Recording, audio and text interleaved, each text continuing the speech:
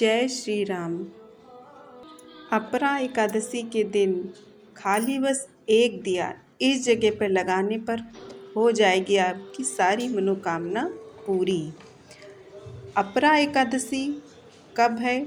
बहुत ही संदेह है कि 2 तारीख को रखना है या 3 तारीख को व्रत रखना है। कुछ लोगों ने 2 को रखा है, कुछ 3 को रखेंगे। बहुत ही शंका है कि कौन सा सही समय है, क्या पूजा विधि और क्या ऐसे खास महा उपाय हैं जो आप एकादशी के दिन कर सकते हैं।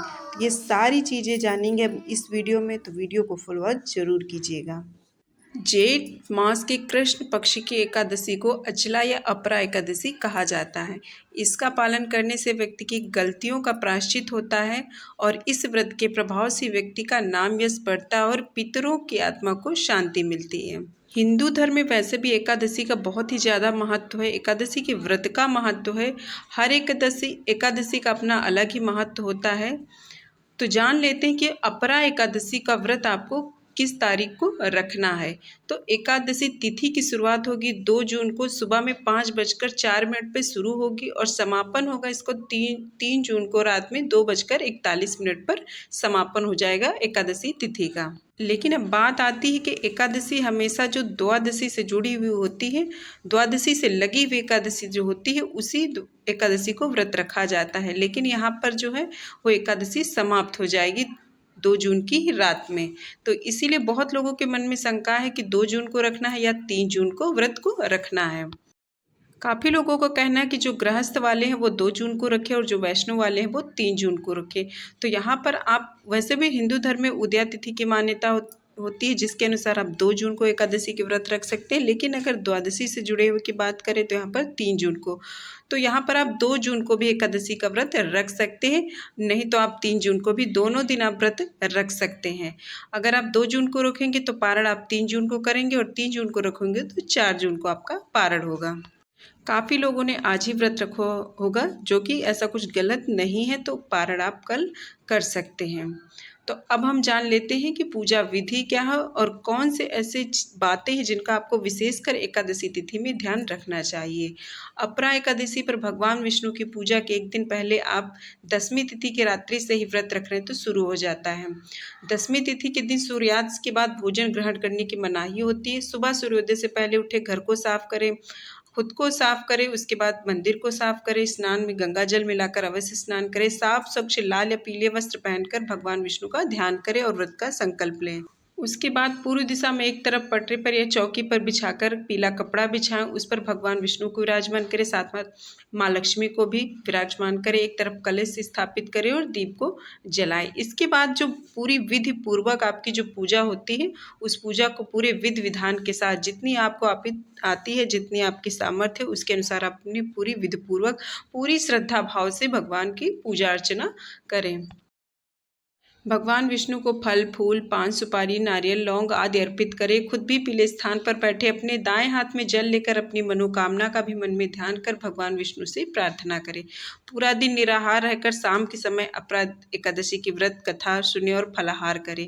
शाम के समय भगवान विष्णु की प्रतिमा के सामने गाय के घी का दीपक जलाएं। माना जाता है जो लोग एकादशी के दिन व्रत नहीं कर रहे हैं उन्हें भी जो एकादशी व्रत के नियम है उसका पालन जरूर करना चाहिए, चाहे व्रत रखें या ना रखें। जैसे कि चावल न खाना हुआ या फिर तुलसी दल को जल ना चढ़ाएं, ना ही उन्हें तोड़ें, ना ही आप देर तक सोए, ना ही तामसिक भोजन करें, ना ही किसी तरह का गलत आदत व्यवहार करें। तो ये नियम आपको वैसे भी मानने चाहिए। ना व्रत रखें तो पूजा पाठ जरूर करें।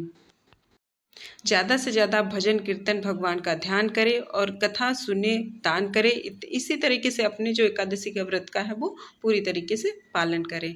अब जान लेते हैं कि आपको किन चीज़ों को, आप कौन सी ऐसी बातें जिनको आपका बहुत ही ज़्यादा ध्यान रखना चाहिए एकादशी के दिन। तो एकादशी के दिन आप सबसे पहले आपको चावल वर्जित होता है, एक दिन पहले भी आप शाम को नहीं खाएंगे। उस दिन आप ना ही बनाएंगे ना खाएंगे, लेकिन जब आप व्रत को खोलेंगे उस दिन आपको चावल जरूर खाना चाहिए।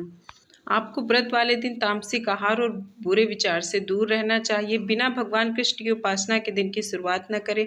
मन को अपने ज़्यादा से ज़्यादा ईश्वर की भक्ति में लगाए रखें। एकादशी के दिन चावल और जड़ों में उगने वाली सब्जियों का सेवन न करें।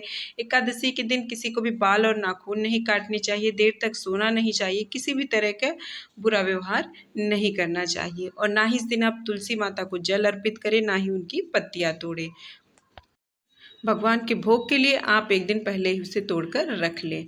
अब जान लेते हैं कि अपरा एकादशी के दिन आप ये कौन से उपाय हैं जो आप कर सकते हैं। तो सबसे पहला है कि अपरा एकादशी के दिन आप पीपल के पेड़ की पूजा करना बेहद ही शुभ माना जाता है। पीपल के पेड़ को जल अर्पित करें, दीपक जलाएं। ऐसा करने से माँ लक्ष्मी प्रसन्न होती है, पितरों का भी आशीर्वाद मिलता है और जीवन में सुख समृद्धि आती है। तो पीपल में भी माँ लक्ष्मी का, भगवान विष्णु का वास माना जाता है, तो इस दिन आप उससे भी जल धूप दीप से पूजा जरूर करें। उसके बाद आप उस दिन ज़रूरतमंद और गरीबों के बीच फल और अन्न का दान करें, ठंडा फलों का दान करें। यानी दान करना है आपको अपनी सामर्थ्य अनुसार, जो भी आप कर सके गरीबों की सहायता करें। ये सबसे बहुत ही बड़ी आपकी पूजा होती है। उसके अलावा शंख में दूध भरकर भगवान विष्णु की प्रतिमा का अभिषेक करें। ऐसा करने से भगवान विष्णु और माता लक्ष्मी प्रसन्न होते हैं और अन्न और धन का भंडार सदैव भरा रहता है। अगला उपाय, आप तुलसी के पौधे के पास बैठकर 108 बार तुलसी माला का जाप करें। ओम नमो भगवते वासुदेवाय नमः मंत्र का जाप करें। जाप के बाद तुलसी जी की मिट्टी से तिलक करें और भगवान विष्णु का ध्यान करें। ऐसा करने से श्री हरि प्रसन्न होते हैं और जीवन में सफलता के योग बनते हैं और धन धान्य में विधि वृद्धि होती है। और उस दिन आप तुलसी माता की गाय की भी पूजा जरूर करें। अगर आप पितृदोष से परेशान हैं तो अपरा एकादशी के दिन आप एक काले कपड़े में तिल बांध लें और इसके साथ लेकर पीपल के पेड़ की 11 परिक्रमा करें। इसके बाद काले तिल के पेड़ को किसी टहनी पर बांध दें और वापस लौटाएं। ध्यान रखिए, इस दौरान आप पीछे मुड़कर ना देखें, सीधा आप घर को वापस आ जाएं। इससे आपको पितृदोष से मुक्ति मिल जाएगी। तो ये कुछ उपाय हैं जो आप एकादशी के दिन कर सकते हैं। उम्मीद है आपको इस वीडियो में दी गई जानकारी आपको थोड़ी सी उपयोगी लगी होगी। पसंद आई होगी तो प्लीज़ लाइक सब्सक्राइब कीजिएगा और अब कमेंट में अपने विचार बताइएगा। मिलते हैं किसी और ऐसे ही नेक्स्ट वीडियो में, तब तक के लिए जय श्री राम।